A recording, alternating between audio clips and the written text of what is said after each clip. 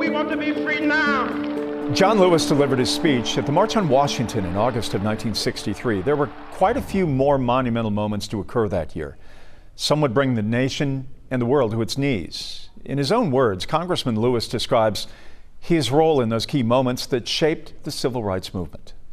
1963 was a very unbelievable, disturbing year.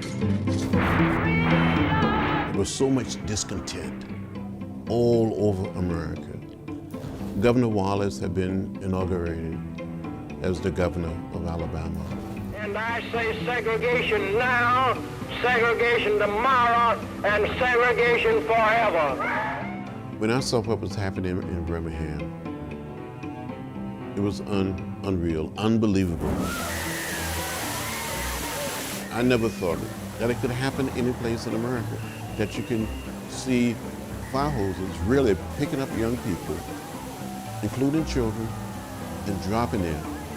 And the fire hoses was strong enough to take bark off of trees, or seeing young children being chased by police dogs.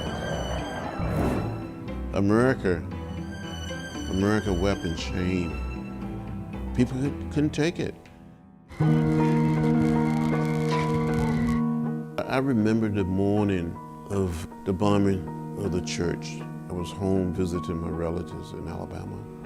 And I got a call from the office here in Atlanta saying go to Birmingham. And I made it to Birmingham, and my friend Julian Bond, who was the communication director for the Student Nonviolent Coordinating Committee, met me there. And the two of us stood across the street from the church, not saying a word to each other, just standing there, almost in a prayerful mood. It was a sad and dark hour. September 1963. It would be fair to say, because of what happened in Birmingham, it was a greater commitment, a greater sense of dedication, a greater sense of stick-to-itness that we have to do it. We cannot allow the death of these 4 little girls be in vain.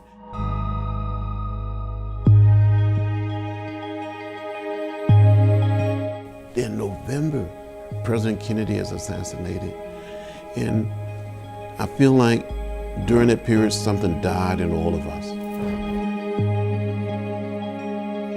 I was stunned, I was shocked. You know, I met him twice. I saw him from a distance when he was campaigning. I admired him, I loved him. For a long while after the assassination, I collected Kennedy $50. Now the time has come for this nation to fulfill its promise. The events in Birmingham and elsewhere have so increased the cries for equality that no city or state or legislative body can prudently choose to ignore them. He inspired me. He inspired me. He would listen. He was a sympathetic referee in the struggle for civil rights.